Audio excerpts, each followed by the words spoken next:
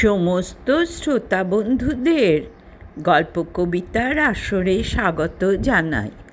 আজ আপনাদের শোনাব শ্রী সুনীল গঙ্গোপাধ্যায়ের রচিত পৌরাণিক কাহিনী নল ও দময়ন্তী অবলম্বনে দময়ন্তীর চতুর্থ পর্ব। গল্প পাঠ ভালো লাগলে একটা লাইক দিয়ে শেয়ার করবেন, কমেন্ট করবেন। যেসব শ্রোতা বন্ধুরা এখনও গল্প কবিতার আসরকে সাবস্ক্রাইব করেননি, দয়া করে সাবস্ক্রাইব করে বেল আইকনটি প্রেস করবেন, যাতে করে এই চ্যানেলে কোনো গল্প, উপন্যাস বা কবিতা আপলোড হলে সহজেই তা আপনাদের কাছে পৌঁছে যায়। নমস্কার।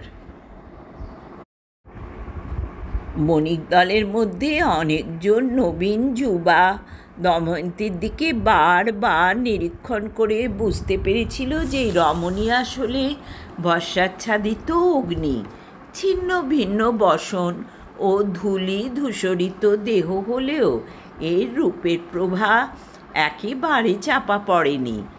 এই রমণীকে লাভ করার জন্য তাদের বাসনা প্রজ্বলিত হলেও কেউ সাহস করে দময়ন্তীর সমীপবর্তী হলো না।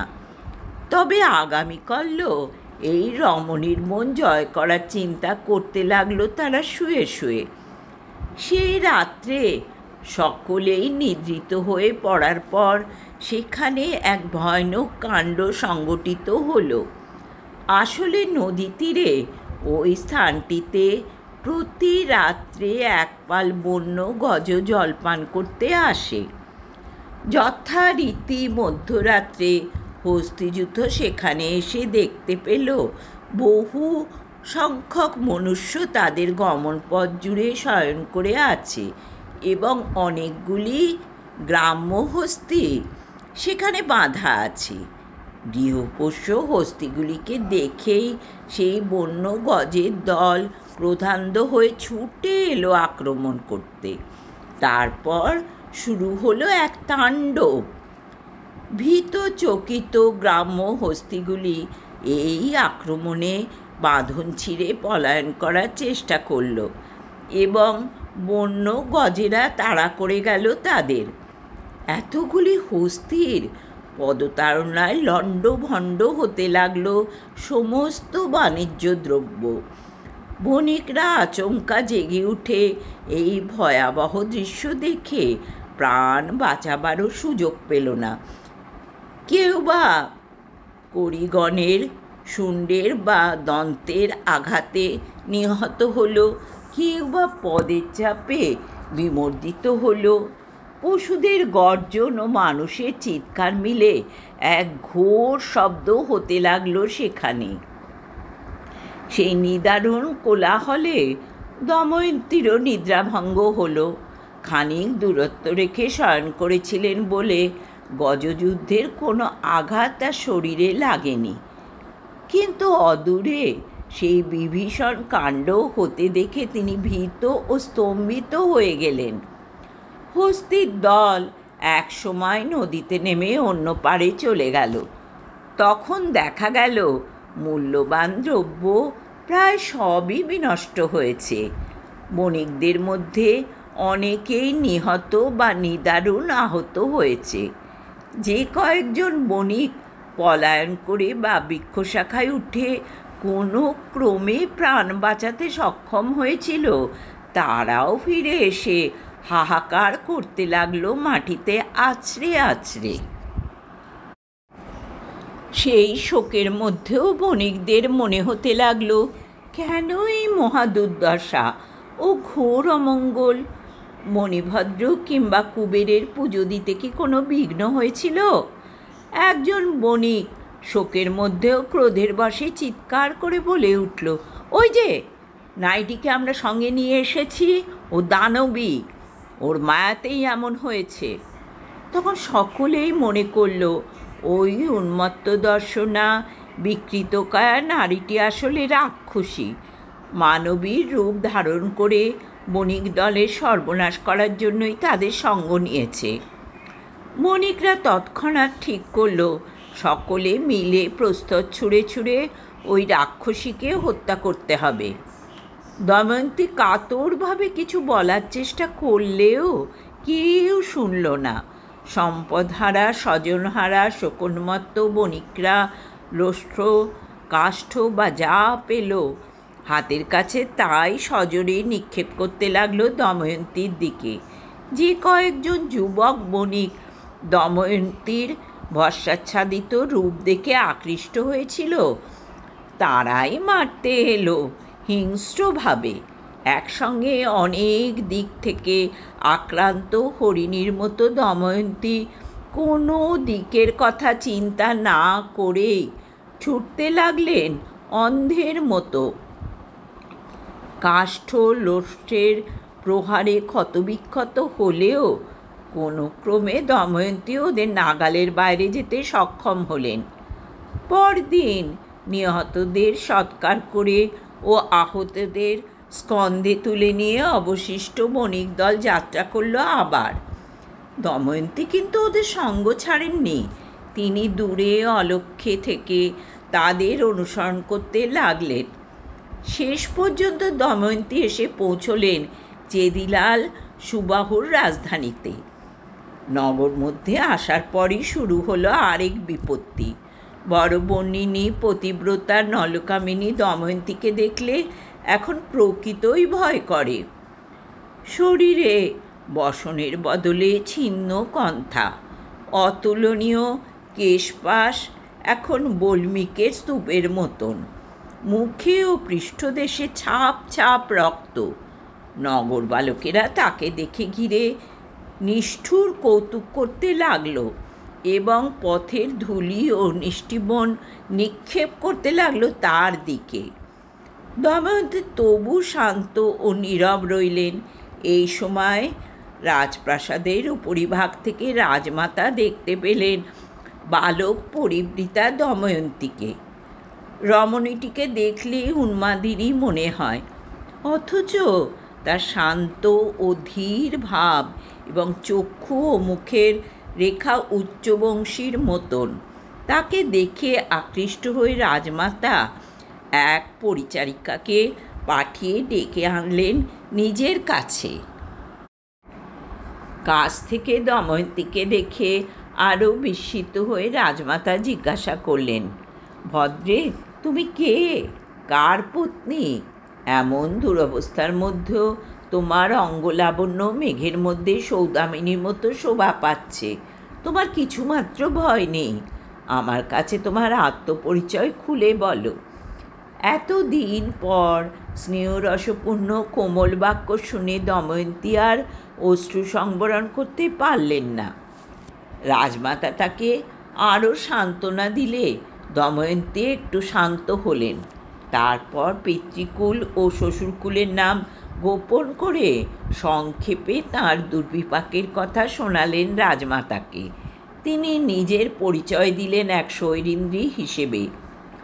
রাজমাতা করুণার্দ্র হয়ে বললেন, ভদ্রে, তুমি আমার কাছেই থাকো। আমি তোমাকে আমার কন্যাসম যত্নে পালন করব। তোমার স্বামীর সন্ধানে আমি অন্যান্য দেশে ব্রাহ্মণদের প্রেরণ করব, অথবা তোমার স্বামীও নানা দেশ পরিভ্রমণ করতে করতে এখানে এসে পড়তে পারেন।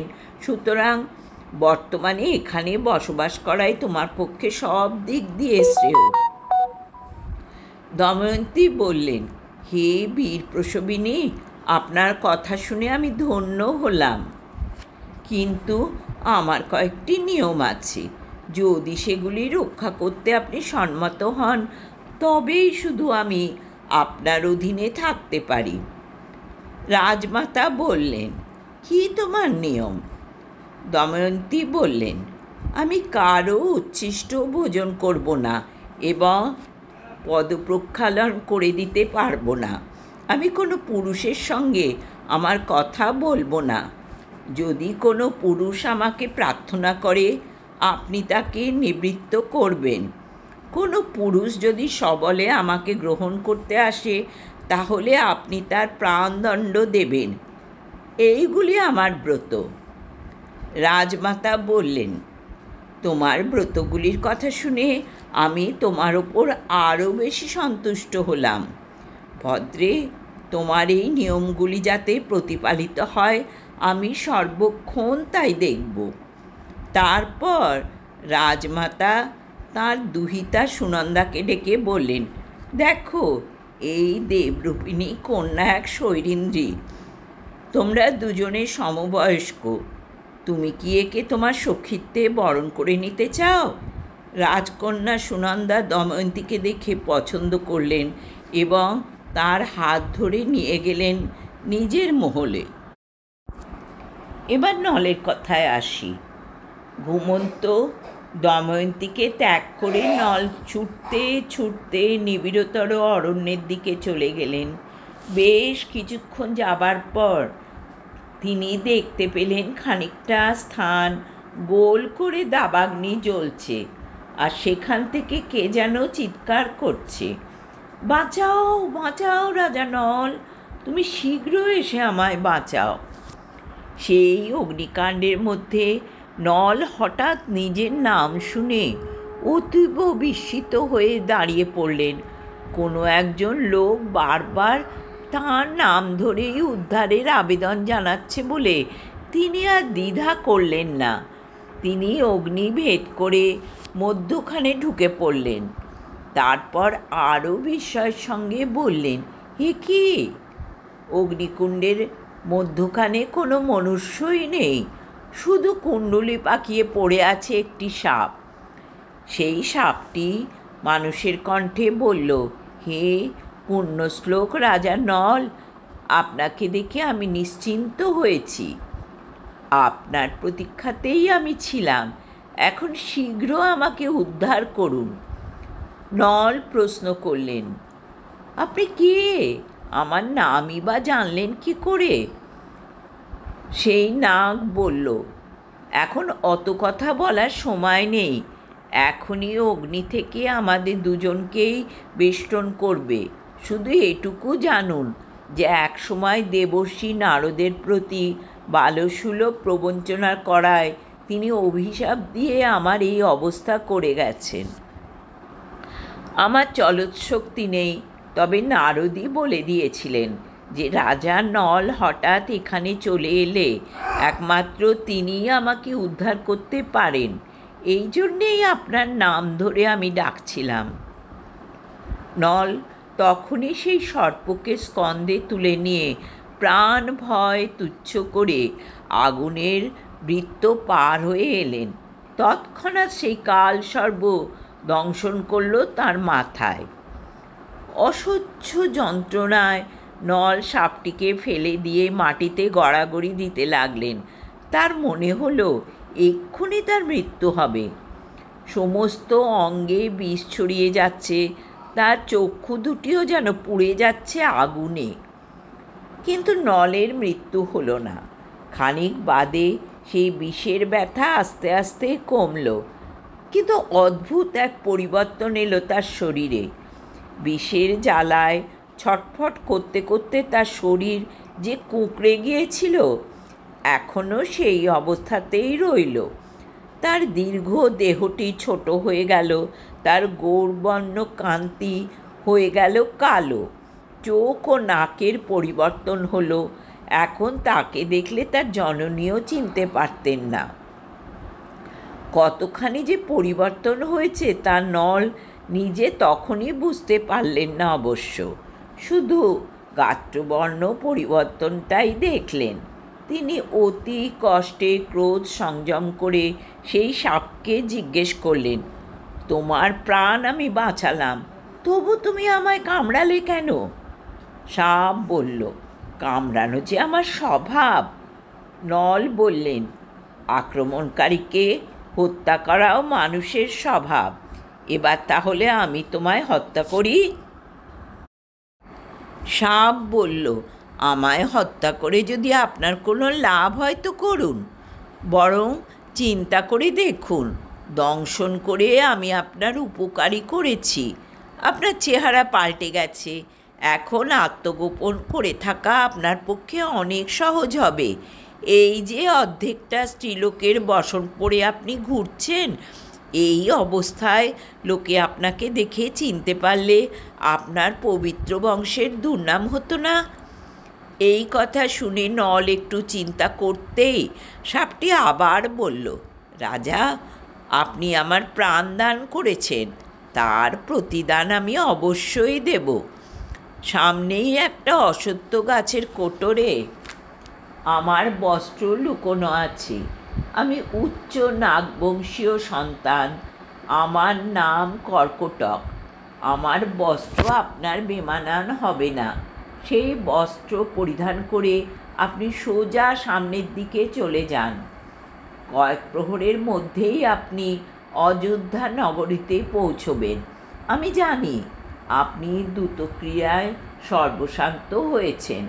অযোধ্যার বর্তমান রাজা ঋতুপর্ণ অক্ষক্রিয়ায় অতি সুদক্ষ। ঋতুপর্ণ রাজা এখন ভালো রথচালক খুঁজছেন। আপনি সেই পদের প্রার্থী হন। তারপর রাজ সন্নিধানে থেকে আপনি অক্ষক্রীড়ার সমস্ত কৌশল শিখে নিতে পারবেন এবং হয়তো আবার একদিন নিজের রাজ্য উদ্ধার করবেন। নল বললেন, সে না হয় হলো। তারপর কি আমি সারা জীবন এইরকম বিকৃত দর্শন হয়েই থাকব? নিজ রাজ্যে ফিরে গেলেও আমার প্রজারা চিনতে পারবে কি করে? সর্প তখন বলল, দেখুনই না মহারাজ, শেষ পর্যন্ত কি হয়। ভবিষ্যতের গর্ভে তো অনেক কিছু অজ্ঞাত বিষয় থাকবেই। কর্কটকের নির্দেশিত পথে 3 প্রহর হাঁটবার পর নল পৌঁছে গেল অযোধ্যায়। অশ্বচালনায় নলের বিশেষ দক্ষতা আছে, সুতরাং রাজা ঋতুপর্ণের সারথিপদ প্রার্থী হয়ে তাকে বিমুখ হতে হলো না। ঋতুপর্ণ নলকে সানন্দে গ্রহণ করলেন। নল আত্মপরিচয় গোপন করে নিজের নাম দিল বাহুক। অযোধ্যার রাজা সারথি হিসেবে নল প্রতিষ্ঠিত হয়ে গেলেন। রাজা তাকে নিতান্ত সারথি হিসেবে গণ্য করেন না, সখা বা বয়স্যের মতন আন্তরিকভাবে আলাপচারি করেন। নলের যাতে কোনোরূপ অযত্ন না হয় সেই জন্য রাজা 2 পরিচারকও নিযুক্ত করে দিয়েছেন। এইভাবে নিরাপত্তা ও স্বাচ্ছন্দ্যের মধ্যে কিছুদিন থাকবার পরই নলের মনে দুঃখের অনল প্রজ্বলিত হয়ে উঠল। দুঃখের চেয়েও বেশি করে দগ্ধ করতে লাগলো অনুতাপ। দময়ন্তীর মুখখানি মনে পড়লেই তিনি অবসন্ন হয়ে পড়েন। কোথায় দময়ন্তী? বিশেষ রূপে বহন করার নামই বিবাহ, অথচ তিনি দময়ন্তীর রক্ষণাবেক্ষণের দায়িত্ব গ্রহণ না করে তাকে পরিত্যাগ করেছেন। বিশেষ কোনো অন্যায় করে ফেললে মানুষ নিজের মুখোমুখি হতেও ভয় পায়। নলের অবস্থাও তদ্রূপ হয়ে রইল। নিরালায় থাকলেই তার ঘন ঘন দীর্ঘশ্বাস পড়ে এবং চোখে জল আসে। সেই জন্য তিনি বারবার ছুটে যান মানুষের কাছে। আবার বেশিক্ষণ অন্যের সাহচর্য তার ভালো লাগে না। একদিন নল রাজা ঋতুপর্ণের সঙ্গে রাজসভায় বসে আছেন। এমন সময় সেখানে একজন চারণ কবি উপস্থিত হলো। সে রাজাকে উদ্দেশ্য করে বলল, হে মহারাজ, আমি গানের ছলে কতগুলি প্রশ্ন শুধব। আপনি বা আপনার সভার যে কেউ তার উত্তর দিন। রাজা ঋতুপর্ণ বললেন, আচ্ছা বেশ, শুনে দেখি। চারণ তখন গান ধরল। শুনুন সমবেত সকলে, কোনো রাজা যদি জুয়া খেলায় সর্বশান্ত হন, তিনি পত্নীকেও ত্যাগ করবেন? কোনো রাজা যদি সর্বশান্ত হয়ে পত্নীকে নিয়ে বনবাসী হন, তখন কি তিনি সেই সিংহ ব্যাঘ্র পরিপূর্ণ অরণ্যে পত্নীকে অসহায় অবস্থায় ফেলে পলায়ন করবেন? নিয়তির পরিহাসে কোনো রাজা যদি পরিধেয় বস্ত্র হারান এবং তার রানী যদি নিজের বসনের অর্ধাংশ স্বামীকে দেন, তারপরও কি সেই রাজা বসন কেটে অর্ধেক করে ঘুমন্ত পত্নীকে ফেলে পলায়ন করবেন? কোনো রাজা তার সর্বগুণান্বিতা পত্নীকে পরিত্যাগ করার পরেও সেই সাধ্বী রমণী যদি দিনহীনার মতন স্বামীর প্রতীক্ষায় থাকেন, তখনও কি সেই রাজা আত্মগোপন করে থাকবেন? গানটি শোনার পর ঋতুপর্ণ বললেন, কাহিনীটি অদ্ভুত তো, কিন্তু এর কি উত্তর আমি দেব জানি না। সভার অন্য কেউ কিছু বললেন না। নল এই গান শুনতে শুনতে শিহরিত ও ঘর্মাক্ত হচ্ছিলেন। এই চারণ এইসব কথা জানলো কি করে? জনমানব শূন্য অরণ্যে যা ঘটেছিল তা তো অন্য কারো জানার কথা নয়। অথবা এই চারণ কোনো কাল্পনিক কাহিনী বলছে, যার সঙ্গে তার জীবনের ঘটনা মিলে যাচ্ছে। নল তখন রাজা ঋতুপর্ণকে জিজ্ঞেস করলেন, মহারাজ, আমি এর উত্তর দিতে পারি কি? ঋতুপর্ণ সঙ্গে সঙ্গে অনুমতি দিলেন। নল বললেন, হে চারণ, কোনো রাজা যদি দ্রুতক্রীড়ায় সর্বশান্ত হবার পর পত্নী ত্যাগের কথা চিন্তা করে থাকেন, তাহলে বুঝতে হবে সাময়িকভাবে সেই রাজার মতিভ্রম হয়েছিল। রাজ্যনাশ হলে রানীর কথাও মনে থাকে না। কোনো রাজা যদি অরণ্যে পত্নী পরিত্যাগের কথা চিন্তা করে থাকেন, তাহলে বুঝতে হবে তার পত্নী যাতে আরও বেশি কষ্ট না পান, তিনি সেই কথাই ভেবেছিলেন।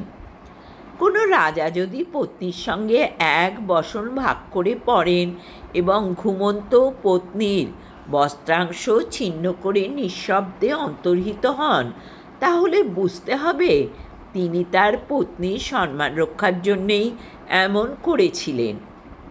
দুজনে মিলে এক বসনে অর্ধনারীশ্বরের মতন পরিভ্রমণ করতে করতে অন্য কারও দৃষ্টিগোচর হলে উভয়েই হাস্যাস্পদ হতেন। এক্ষেত্রে পুরুষের চেয়ে নারীর অসম্মানই বেশি। সেই জন্যেই রাজা তার পত্নীকে এই অপমান থেকে নিষ্কৃতি দিতে চেয়েছিলেন।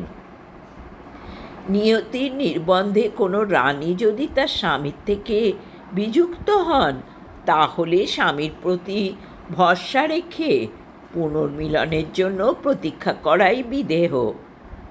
জীবিত থাকলে তার স্বামী একদিন না একদিন তাকে গ্রহণ করতে আসবেনি।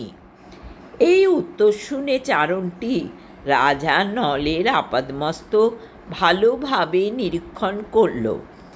এই খর্বকায় কৃষ্ণবর্ণ কুরূপ ব্যক্তির মুখে এমন ভাষণ শুনে সে যেন খুবই বিস্মিত হয়েছে। সে জিজ্ঞাসা করল, আপনি কে? আপনার পরিচয় কি? নল বললেন, আমার নাম বাহু, আমি রাজার সারথি মাত্র। রাজা ঋতুপর্ণ বললেন, নাহে চারণ, সারথি মাত্র ননিনি, এর অনেক গুণ আছে। এর মতন এত দ্রুত রথ চালাতে আমি এ পর্যন্ত কাউকে দেখিনি। রন্ধনবিদ্যাতেও ইনি শ্রেষ্ঠ। প্রায় আমি রাজভোগ ছেড়ে এর পাক করা অন্নব্যঞ্জন ভোজন করি। ইনি বুদ্ধিমান, মিষ্টভাষী এবং শিক্ষিত। একে এতদিন থেকে আমি বুঝেছি যে পুরুষ মানুষের শুধু শারীরিক রূপ দেখেই তার চরিত্র সম্পর্কে কোনো ধারণা সৃষ্টি করা চলে না। চারণ আর কিছু না বলে বিদায় গ্রহণ করল। সে আবার ফিরে এলো পক্ষকাল পরে। এবার তার অঙ্গে উত্তম পোশাক। রাজাকে অভিবাদন জানিয়ে সে বলল, হে মহারাজ, আমি শুধু চারণ কবি নই, আমি একজন ব্রাহ্মণ পুরোহিত। আমার নাম সুদেব। সম্প্রতি আমি বিদর্ভ দেশের রাজা ভীমের দূত হয়ে আপনার কাছে এসেছি। ঋতুপর্ণ বললেন, উত্তম। হে দূত, কি বার্তা এনেছ তুমি? রাজা ভীম আমার শ্রদ্ধেয়। তিনি কোন অভিপ্রায় তোমাকে পাঠিয়েছেন আমার কাছে? সুদেব বলল, মহারাজ, অন্যান্য অনেক রাজ্য ঘুরে আসতে পথে আমার দেরি হয়ে গেছে। রাজা ভীমের পক্ষ থেকে অন্যান্য রাজাদের মতো আমি আপনাকে নিমন্ত্রণ করছি। আগামীকাল ভীমের দুহিতা দময়ন্তী স্বয়ম্বর সভা হবে। রূপে গুণে দময়ন্তী তুলনাহীনা, সুতরাং আপনিও সেই স্বয়ম্বর সভা অলঙ্কৃত করুন, এই আমার অনুরোধ। ঋতুপর্ণের পাশে দণ্ডায়মান নল যেন বজ্রাহত হলেন। দময়ন্তীর আবার স্বয়ম্বর? দূর যখন ভীমের কন্যা কথা বলেছে তখন তো সেই দময়ন্তী। তিনি নিজের কানকে অবিশ্বাস করবেন কি করে? দময়ন্তী এমনই লালসাময়ী যে সে আর অপেক্ষা করতে পারল না। এর মধ্যেই তার দ্বিতীয় স্বামী চায়। নল একটা কথা বলতে পারলেন না, মাটির দিকে মাথা হেঁট করে রইলেন। তার বক্ষ যেন বিদীর্ণ হয়ে যেতে লাগল। দ্রুতপণে নলের রাজ্য বিচ্যুতি এবং কন্যা জামাতার নিরুদ্দেশের সংবাদ অচিরকালের মধ্যেই রাজা ভীমের কর্ণে পৌঁছেছিল। অশেষ গুণান্বিত রাজা নলের এ হেন ভাগ্য বিপর্যয়ের কথা শুনে রাজা ভীম শোকাভিভূত হলেন। তিনি ভাবলেন যে ওরা দুজনে এসে নিশ্চয়ই তার কাছে আশ্রয় গ্রহণ করবেন। কিছুদিনের মধ্যেও দুজনের একজনও এলো না দেখে তিনি বিশেষ উদ্বিগ্ন হয়ে পড়লেন। দময়ন্তীর জননী তো ইতিমধ্যেই আহার নিদ্রা পরিত্যাগ করেছেন প্রায়। তখন রাজা ভীম দিকে দিকে দূত প্রেরণ করলেন এবং তাদের বললেন যে কেউ নল ও দময়ন্তীকে বা দুজনের একজনকে ফিরিয়ে আনতে পারবে তাকে তিনি 1,000 গোধন এবং নগরতুল্য একটি গ্রাম পুরস্কার দেবেন। ফিরিয়ে না আনতে পারলেও শুধু সন্ধান দিলেই সে 1,000 ধেনু পাবে। ব্রাহ্মণরা ছড়িয়ে পড়ল নানা দেশে। কেউ আর কিছুতেই নল বা দময়ন্তীর সন্ধান পায় না। সুদেব নামে ব্রাহ্মণটি ঘুরতে ঘুরতে উপস্থিত হলো চেদি নগরীতে। সেখানে এসে সে কয়েকটি বালকের মুখে শুনতে পেল ছিন্ন বেশধারিণী ধূলিমলিন পাগলিনীর মতন এক নারী কিছুদিন আগে এসে রাজ অন্তঃপুরে আশ্রয় নিয়েছে। তখন সেই নারীটিকে দেখবার জন্য কৌতূহল হলো সুদেবের। ব্রাহ্মণের পক্ষে অন্তঃপুরে প্রবেশ করা দুঃসাধ্য নয়। দৈবজ্ঞ সেজে সুদেব চলে এলো অন্তঃপুরে। ভবিষ্যৎ জানবার জন্য রমণীরা তার কাছে ভিড় করে এলো। তীক্ষ্ণ চক্ষে চতুর্দিক পর্যবেক্ষণ করতে করতে সুদেব একসময় দেখতে পেল দময়ন্তীকে। দময়ন্তীর পরনে এখনও সেই অর্ধেক বসন এবং শরীর ধুলো মলিন। তিনি মনে মনে শপথ করলেন নলের দেখা না পাওয়া পর্যন্ত সাজ বদল করবেন না। তবু দময়ন্তীকে দেখবা মাত্র চিনতে পারল সুদেব। অন্যান্য নারীদের দৈব গণনার পর সে দময়ন্তীর কাছে ডেকে ভবিষ্যৎ বিচারের ছলে নিম্ন কণ্ঠে বলল, বৈদর্ভী, আমি তোমার ভ্রাতার সখা। আমার নাম সুদেব।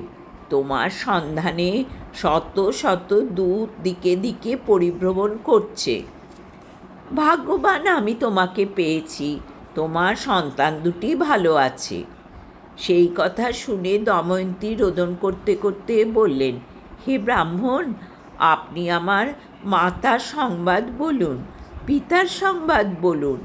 আমার ভ্রাতারা কুশল তো?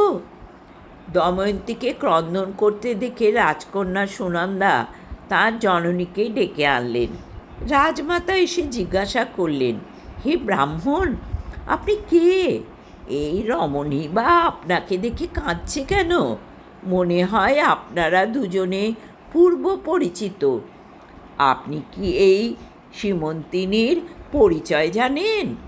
আমি এ সব কথা জানতে বিশেষ অভিলাষ করি। সুদেব বলল, হে ভদ্রে, আমি বিদর্ভ রাজা ভীমের দূত। এই সুলক্ষণা কন্যা রাজা ভীমের দুহিতা। এর দুই ভুরুর মধ্যে পদ্মফুলের মতন একটি জন্ম জরুল আছে। এমন সামান্য বেশভাসিনী হলেও এর সেই জরুল দেখেই আমি একে চিনতে পেরেছি। রাজমাতা ব্যগ্রভাবে বললেন, কই সে জরুল দেখি, এতদিন তো লক্ষ্য করিনি। দময়ন্তীর ললাটে হাত দিয়ে রাজমাতা সেই জরুল দেখে আনন্দে উদ্ভাসিত হয়ে বললেন, বৎসে দময়ন্তী, তুমি একথা এতদিন আমায় জানাওনি কেন? তুমি ভীম রাজার কন্যা শুনলেই আমি চিনতে পারতাম। ওরে, আমি যে তো সাক্ষাৎ মাসি হই, তোর মা আর আমি দুই সহোদরা। আমরা দুজনেই দশান্য দেশের নৃপতি সুদামার তনয়া। তোর জন্ম হয় আমার পিতৃগৃহ দশান্য নগরে। সেই সময় আমি তোর এই জরুল দেখেছিলাম। আমার কাছে তুই এতদিন আত্মগোপন করেছিলি? দময়ন্তী অশ্রুমোচন করে বললেন, আমার পরিচয় না জেনেও যে আপনি আমার প্রতি কন্যার মতন ব্যবহার করেছেন, এর চেয়ে আর আনন্দের কথা কি আছে? তখন সুদেব দময়ন্তীর পূর্ণ ইতিহাস এবং নলের নিরুদ্দেশ বৃত্তান্ত রাজমাতাকে শোনাল। এর দুদিন পর মহা ধুমধাম সহকারে সৈন্য সামন্ত এবং নানাবিধ উপহারদ্রব্য সঙ্গে নিয়ে চেদিরাজ ও তার পত্নী আশীর্বাদ করে দময়ন্তীকে বিদর্ভনগরে পাঠিয়ে দিলেন। দময়ন্তীকে ফিরে পেয়ে বিদর্ভে আনন্দের হিল্লোল বয়ে গেল। দময়ন্তীর পুত্র কন্যা দুটি ছুটে এলো মাকে দেখতে। সেই রাত্রে দময়ন্তী তার জননীকে বললেন, মা, আমি ফিরে এসেছি বটে, কিন্তু যতদিন না আমি আমার স্বামীকে ফিরে পাই ততদিন আমি এই বসন পরিত্যাগ করব না। ভূমিশয্যায় শোব এবং ফলমূল ছাড়া অন্য কিছু ভক্ষণ করব না। মা তাকে ফিরে না পেলে আমি আর বেশি দিন জীবনযাপন করতে পারবো না। দময়ন্তীর জননী তৎক্ষণাৎ এই কথা জানালেন রাজাকে। রাজা ভীম এসে দময়ন্তীকে সান্ত্বনা দিয়ে বললেন, পুত্রী, কালই তোমার স্বামীর সন্ধানে আমি 1,000 দূত প্রেরণ করব চতুর্দিকে। তারা সমস্ত অরণ্য ও জনপদ ঘুরে দেখে অবশ্যই নলের সন্ধান আনবে। দময়ন্তী তার পিতাকে বললেন, তা তো এইসব দূত ব্রাহ্মণদের সঙ্গে আমি নিজে কিছু কথা বলতে চাই। পরদিন সকালে সেই 1,000 ব্রাহ্মণ সমবেত হলে দময়ন্তী তাদের সামনে গিয়ে কৃতাঞ্জলি হয়ে বললেন, হে বিপ্রগণ, আমার স্বামী যদি স্বেচ্ছায় আত্মগোপন করে থাকেন তবে তার সন্ধান পাওয়া অতি দুষ্কর হবে। সুতরাং আপনারা একটি উপায় অবলম্বন করুন। আপনাদের আমি একটি কাহিনী বলছি, আপনারা সেই কাহিনী অনুসারে গান রচনা করে চতুর্দিকে শোনাবেন। সেই সঙ্গীতের মধ্যে কয়েকটি প্রশ্ন থাকবে। যে ব্যক্তি সেই প্রশ্নের উত্তর দেবে আমাকে এসে সেই ব্যক্তির কথা জানাবেন। সমস্ত ব্রাহ্মণদের মধ্যে একমাত্র ভাগ্যবান সুদেবী ফিরে এসে দময়ন্তীর সঙ্গে সাক্ষাৎ করে বলল, রাজপুত্রী, অন্য সকলেই বিফল হলেও এ পর্যন্ত শুধু আমিই একজনের কাছ থেকে তোমার প্রশ্নগুলির উত্তর শুনেছি, কিন্তু তাতে জটিলতা আরও বর্ধিত হয়েছে। যে ব্যক্তি তোমার প্রশ্নের উত্তর দিয়েছেন তিনি কিছুতেই তোমার স্বামী রাজা নল হতে পারেন না। দময়ন্তী ব্যাকুলভাবে বললেন, কেন তিনি আমার স্বামী হতে পারেন না কেন? তোমার স্বয়ম্বর সভায় আমি তো রাজা নলকে দেখেছি। সেই পরম রূপবান পুরুষটির মানসছবি আমার চোখে লেগে আছে। আমি তাকে দেখলে এক নিমেষের মধ্যেই চিনতে পারবো, কিন্তু ওই প্রশ্নগুলির উত্তরদাতার সঙ্গে রাজা নলের বিন্দুমাত্র মিল নেই। তিনি কি অর্ধেক বসানোর কথাও বলেছেন? হ্যাঁ, তাও বলেছেন। এ তো কোনো ক্রমেই আর কারও জানার কথা নয়। তবে তিনি নিশ্চয়ই ছদ্মবেশ ধারণ করে আছেন। হে কল্যাণী, সে কথাও আমি বিবেচনা করেছি, কিন্তু ছদ্মবেশ ধারণ করে কোনো পুরুষ কি দৈর্ঘ্যে খর্ব হয়ে যেতে পারে? কারো চক্ষু কি ছোট হয়? নাসিকার উচ্চতা হ্রাস পায়? কণ্ঠস্বর পর্যন্ত বিকৃত হয়? এ কখনো হতে পারে না। আপনি তার সম্পর্কে কি কি জেনেছেন আমাকে সম্পূর্ণ বলুন। তখন সুদেব সবিস্তারে ঋতুপর্ণ রাজা সারথী বাহুকের পূর্ণ পরিচয় দময়ন্তীকে জ্ঞাপন করলেন। তারপর দময়ন্তী তার মাতা সুদক্ষিণাকে ডেকে পরামর্শ করতে লাগলেন। দময়ন্তী বললেন, এই সারথী বাহুককে দেখবার জন্য আমার তীব্র বাসনা হচ্ছে। তিনি অশ্ব পরিচালনা এবং রন্ধন কার্যে বিশেষ দক্ষ শুনে আমি আরও বিচলিত হয়েছি। সুদেব বললেন, যে ব্যক্তির রাজা নল হবার কোনো সম্ভাবনাই নেই, আমার মনে হয় সে একজন শট। দময়ন্তী বললেন, তবু আমি তাকে একবার পরীক্ষা করে দেখতে চাই। তাকে একবার এখানে আনানো যায় না? সুদক্ষিণা বললেন, শুধু একজন সারথীকে ডেকে আনা যাবে কিভাবে? এরকম কি কোনো প্রথা আছে? সুদেব বললেন, তাহলে রাজা ঋতুপর্ণকেও নিমন্ত্রণ করতে হয়। দময়ন্তী বললেন, যদি একদিনের মধ্যে এত দূরের পথ অতিক্রম করে ওই সারথী রাজা ঋতুপর্ণকে বিদর্ভে নিয়ে আসতে পারে, তাহলে তার অশ্ব পরিচালনার কৃতিত্বেরও একটা পরীক্ষা হয়ে যাবে। সুদক্ষিণা বললেন, কিন্তু অন্য এক দেশের নৃপতিকে হঠাৎ এই রাজ্যে আসতে বলা হবে কেন? আর তিনি আসবেনই বা কেন? সুদেব বললেন, ঠিক এমন হয় না। দময়ন্তী বললেন, মা, একটা উপায় আছে।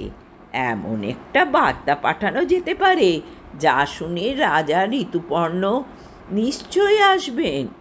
কিন্তু মা, সে কথা পিতাকে জানানো চলবে না। তিনি জানলে কিছুতেই রাজি হবেন না। পিতার অজ্ঞাতে আমি যদি ওই ব্রাহ্মণকে দূত হিসেবে পাঠাতে চাই, তুমি তার দায়িত্ব নেবে? সুদক্ষিণা চিন্তা করতে লাগলেন।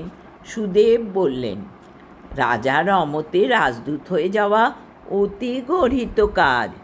ভীমরাজ জানতে পারলে যদি আমার গর্দান নেন।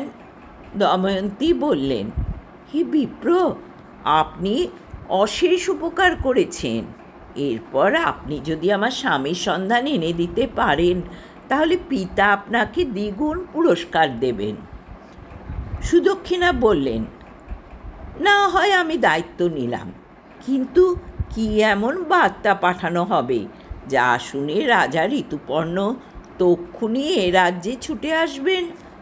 রাজারে কি কথায় কথায় অন্য রাজ্যে যান? সুদেব বললেন, আমিও তো সে কথাই ভাবছি।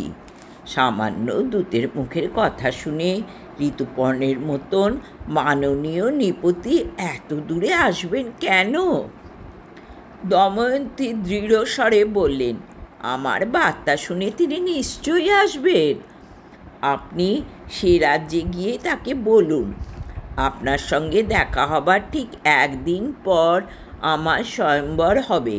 সেই স্বয়ম্বর সভায় উপস্থিত থাকার জন্য রাজা ঋতুপর্ণকে আমরা আমন্ত্রণ জানাচ্ছি। ঋতুপর্ণ বললেন, হে বাহক, দূতের মুখে তো সব শুনলে, এবার দেখি তোমার অশ্ব পরিচালনার জ্ঞান। একদিনের মধ্যে তোমার সারথ্য আমার রথ বিদর্ভ নগরে নিয়ে যেতে পারবে? নল তার ক্রোধ, দুঃখ, বিস্ময়ের অন্তর্সংঘাত অতি কষ্টে দমন করে বললেন, আপনার সারথ্য যখন স্বীকার করেছি তখন পারতেই হবে। আপনি বুঝি বিদর্ভ রাজকন্যা লাভ করার জন্য ব্যগ্র? ঋতুপর্ণ হেসে বললেন, সেই সুন্দরী শ্রেষ্ঠাকে লাভ করার জন্য কি না ব্যগ্র হবে? তুমি যদি রাজা হতে, তুমিও ছুটে যেতে। নল বললেন, শুনেছি দময়ন্তীর আর একবার স্বয়ম্বর হয়েছিল, তখন যাননি? ঋতুপর্ণ বললেন, গিয়েছিলাম, বড়মাল্য পাইনি। নল নামে এক অর্বাচীন তাকে জয় করে নিয়ে গেল। শুনেছি নিজের মন্দবুদ্ধিতে সেই নল রাজ্য হারিয়ে কোথায় নিরুদ্দিষ্ট হয়েছে। নিশ্চয়ই এতদিনে মৃত্যু হয়েছে, নইলে আর দময়ন্তীর দ্বিতীয় স্বয়ম্বর হবে কেন? তবে সত্যি বলতে কি জানো, আমার যথেষ্ট বয়স হয়েছে, আর বিবাহে তেমন মতি নেই। তবু যেতে তো হবেই। তুমি বোধ করি আগে কোনো রাজা সারথ্য করনি, তাহলে জানতে যে স্বয়ম্বর সভায় নিমন্ত্রণ পেলে কোনো ঋদ্ধিবান রাজা কখনো প্রত্যাখ্যান করে না। আর কাল বিলম্ব না করে নল রথ সাজাতে লাগলেন। অনেক বেছে বেছে নল 10টি ক্ষুদ্র কিন্তু তেজি সুলক্ষণ রোমযুক্ত সিন্ধুদেশীয় অশ্ব সংযোজিত করলেন। রাজা ঋতুপর্ণ সেই রথে আরোহণ করে বললেন, এ কি হে, আমার অশ্বশালায় বৃহদাকার বলশালী অনেক অশ্ব থাকতে তুমি এই গর্ধবগুলো নিলে কেন? তুমি কি ইচ্ছে করে আমার দেরি করিয়ে দিতে চাও নাকি? রাজার এই কথায় অপমানিত বোধ করে ঈষৎ উষ্ণস্বরে নল বললেন, মহারাজ, এক্ষুনি আপনি আমার ক্ষমতা দেখবেন, শক্ত করে ধরে বসুন। বলতে বলতেই নলের নির্দেশে অশ্বগুলি লম্ফ দিয়ে আকাশমার্গে উত্থিত হলো এবং যেন উড়ন্ত হয়েই রইল।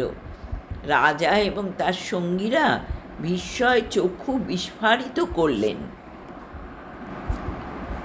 ঝড়ের বেগকেও অতিক্রম করে নলচালিত রথ নদ নদী বন পর্বত জনপদ পার হয়ে যেতে লাগলো।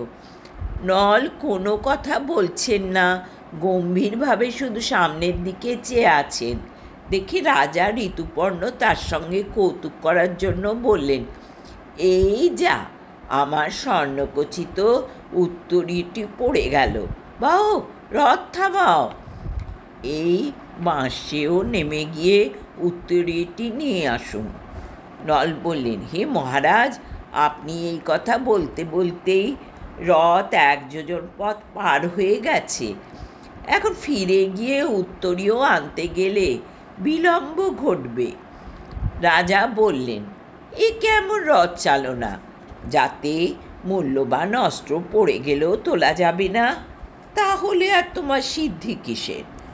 নল বললেন, বেশ, তাহলে দেখুন এর চেয়েও দ্বিগুণ বেগে রথ চালাতে পারি কি না। প্রায় মুহূর্তের মধ্যে ফিরে গিয়ে নল সেই উত্তরীয়টি তুলে আনলেন। নলের কণ্ঠে গর্বের সুর শুনে রাজা বললেন, ওহে বাহু, এই যে বিভীতক বৃক্ষটি এইমাত্র পার হয়ে গেল, সেটিতে 295টি ফল আছে। নলের মুখে এবার হাস্যরেখা ফুটে উঠল। তিনি শ্লেষের সঙ্গে বললেন, সে কি মহারাজ, ওই বৃক্ষটি তো আপনি 1 পলকের বেশি দেখেননি, তাতেই ওর ফল গণনা করে ফেললেন? রাজা বললেন, শুধু ফল কেন, ওই বৃক্ষে কত পত্র আছে তাও আমি বলে দিতে পারি।